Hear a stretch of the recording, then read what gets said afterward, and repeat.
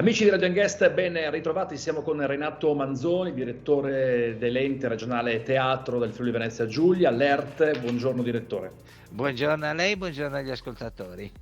È un piacere passare alcuni minuti insieme con lei, parlare quindi di teatro e partiamo subito con le novità, o meglio è stato presentato da pochissimo il programma dell'ERT, quindi siamo curiosi di sapere quali saranno le novità per la stagione teatrale. Dunque, abbiamo presentato pochi giorni fa quello che sono le nostre 28 stagioni che coprono tutta la regione, quindi da Pontebba al nord, a Sacile, a Grado, veramente è una distribuzione capillare in 28 stagioni diverse, tutte danno abbastanza buoni risultati, quindi siamo soddisfatti, c'è una presenza di abbonati che è intorno all'80%, quindi molto bene, in alcuni quasi esauriti in abbonamento. Avremo nelle stagioni 206 spettacoli che comprendono sia prosa che musica che danza. Poi naturalmente nel corso della stagione verranno fatti tanti altri spettacoli, soprattutto di musica e di danza, per completare la nostra offerta anche fuori abbonamento nelle stagioni o in altri spazi in collaborazione con alcuni enti della regione. Sono 98 titoli diversi, che vuol dire che le stagioni sono molto diverse una dall'altra e gli spettacoli fanno 3-4 repliche al massimo in regione e così con noi, e quindi un'offerta molto vasta, un'offerta variegata che risponde un po' a tutti i gusti. Io dico sempre, noi non siamo una compagnia che ha un filone preciso e quindi sono tutti attinenti. Noi andiamo dalla prosa al dramma, alla commedia brillante, al comico, e quindi cerchiamo di coprire un po' tutti. Poi dal 2014 siamo ente multidisciplinare, quindi anche con iniziative di musica e di danza. Tra i personaggi nuovi abbiamo qualche personaggio che mancava da qualche anno, tipo Marco Paolini, che presenterà 2 spettacoli, Antenati rivolto proprio al passato, andando molto indietro ad antenati nostri, andando indietro di secoli, e Sani, che invece è rivolto al futuro, proprio alla transizione ecologica, transizione climatica, eccetera. E quindi con uno sguardo a tutto tondo, mentre si dice oggi che molti vivono nel presente, soprattutto i giovani, si guarda al passato, che è importante sapere da dove veniamo, e al futuro, che speriamo ci riservi piacevoli sorprese, e speriamo di incidere anche noi, ognuno fare il proprio compito per cercare di lasciare un buon futuro alle prossime generazioni. Poi avremo Monio Vadia che tornerà con Eulengoinem, uno spettacolo che ha avuto il suo debutto 30 anni fa. Avremo Iacchetti con Bloccati dalla neve, avremo il ritorno di Paolo Rossi con un interessante spettacolo che cambierà di sera in sera, proprio con dopo un inizio col pubblico, calibrerà lo spettacolo in modo diverso. Avremo Lella Coste con uno spettacolo Se non posso ballare non è la mia rivoluzione, è un testo con la regia della Senigallia che ha presentato l'anno scorso, è andato molto bene. Appunto, parlavamo di generi diversi, avremo i classici, Teatro Stabile Regionale sarà con noi con il Mercante di Venezia con Branciaroli, e avremo Lisistrata con Amanda Sandrelli. Per la commedia brillante avremo Marito Invisibile con Maria Mediamonti e Marina Massironi, avremo Corrado Tedeschi, avremo, tornando alle collaborazioni con gli teatri di produzione regionale con cui l'attività è molto intensa, avremo gli spettacoli di artisti associati, Tre uomini e una culla con Lupano e Pignotta, avremo gli spettacoli della Contrada con Amori e sapori nella cucina del Gattopardo con Giampiero Ingrassia e Tosca d'Aquino, e avremo di nuovo Corrado Tedeschi con un altro spettacolo che è Montagne Russe con Martina Colombari.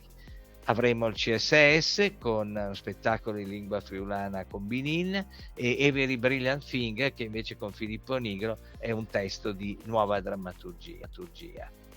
Ha un programma bello ricco, veramente variegato, appunto per andare a colpire o comunque coinvolgere i vari target. Potremmo dire che stiamo tornando un po' alla normalità, azzardo a dire che siamo nell'era post-Covid. Come hanno reagito le compagnie e anche il pubblico stesso al Dunque, teatro? il pubblico ha reagito molto bene perché soprattutto nel 21, dal maggio a luglio 21, noi abbiamo fatto circa 150 repliche di spettacoli. Abbiamo recuperato tutti gli spettacoli che non avevamo fatto in quella stagione dove siamo rimasti praticamente sempre chiusi. Noi non abbiamo fatto i voucher neanche nel 20, ma abbiamo riportato ai nostri abbonati gli spettacoli che avevano scelto. Sono riportati in doppia replica con tutti i problemi economici e di lancio, però abbiamo cominciato a ricreare l'abitudine, quindi già dalla primavera del 21 si è partiti con rimettere in funzione i teatri, riabituare la gente a stare insieme, eccetera. E questo ci ha avvantaggiato poi nell'autunno della scorsa stagione, quando siamo ripartiti, i numeri sono stati buoni. Tra l'altro abbiamo previsto in diversi teatri, in 7 su 28, la doppia replica, perché quando abbiamo programmato c'era ancora il distanziamento e quindi per far fronte a tutti gli abbonati abbiamo fatto le 2 repliche. Chiaro che non abbiamo avuto sempre esaurito, sulle 2 repliche parliamo di un 50-60%, però la risposta è stata molto buona e quindi speriamo che adesso che siamo arrivati, diciamo, quasi normalità, diciamo, istituzionalizzata, perché non ci sarà più il distanziamento, non ci saranno più le mascherine, eccetera, ecco, continui questo trend positivo. Insomma, l'anno scorso, le dico, siamo andati molto bene, eravamo scesi di un 20% rispetto ai numeri abituali, quindi bene. Speriamo quest'anno di ritornare verso i numeri del 19. Speriamo, perché sembra che dalla pandemia adesso ci sono altri rischi e quindi anche quello magari non lascia tranquilla la gente anche dal punto di vista economico, ecco, però speriamo che man mano tutto si risolva bene. Quantomeno quelli sono risolvibili, perché quelli di salute sono esatto. Guardiamo il bicchiere mezzo pieno da questo lato, almeno quello.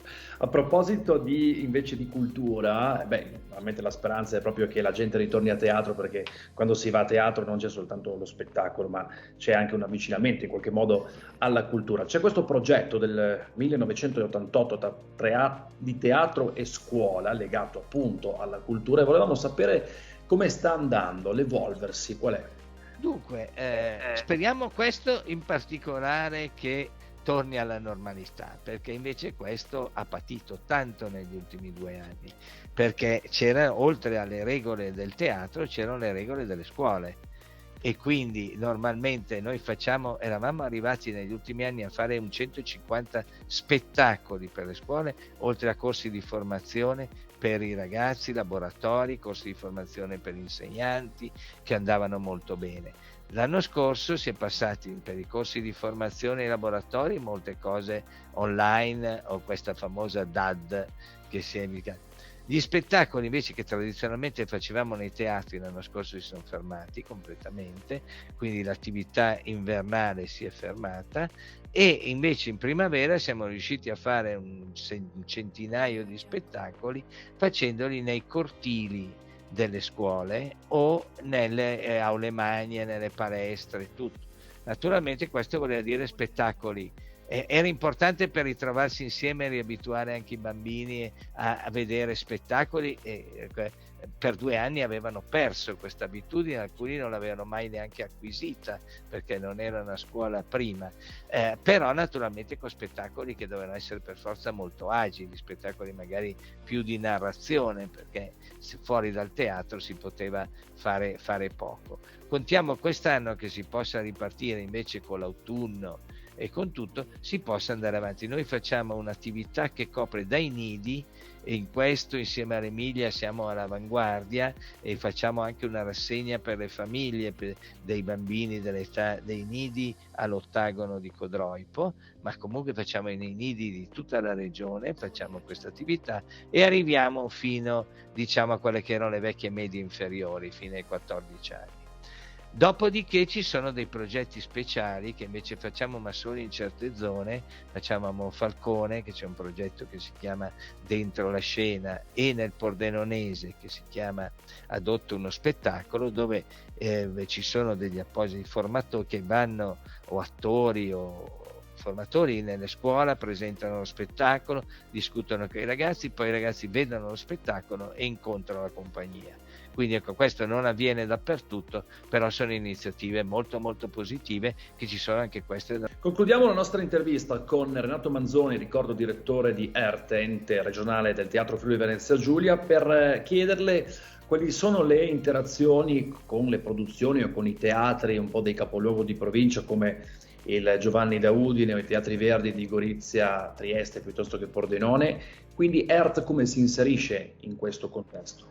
Dunque, coi teatri di produzione abbiamo, da quando sono, soprattutto si è intensificata da quando sono arrivato alla direzione dell'ente nel 2004, una stretta collaborazione con i teatri di produzione della regione. La nostra è una regione molto ricca, molto variegata, con una regione di 1.300.000 abitanti, ha 4 teatri di produzione grossi che girano in tutta Italia, e con loro c'è proprio una collaborazione continua, che è lo Stabile, il Rossetti, il CSS, Teatro Stabile di Innovazione con sede a Udine, la Contrada che gestisce il Bobbio a Trieste, e gli artisti associati che hanno Cormons, Gradisca, hanno compagnie teatrali di livello nazionale e hanno anche la direzione artistica di Gorizia.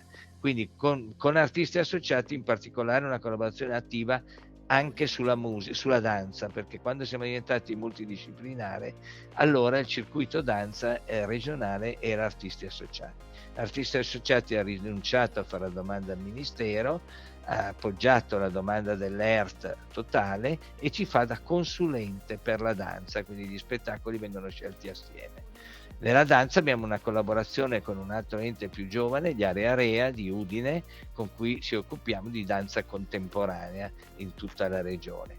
Con i teatri comunali, diciamo, il rapporto è buono, diciamo Giovanni da Udine e il Verdi di Pordenone, e più che altro confrontiamo i calendari per non avere sovrapposizioni, ecco, non ci sono tante altre collaborazioni.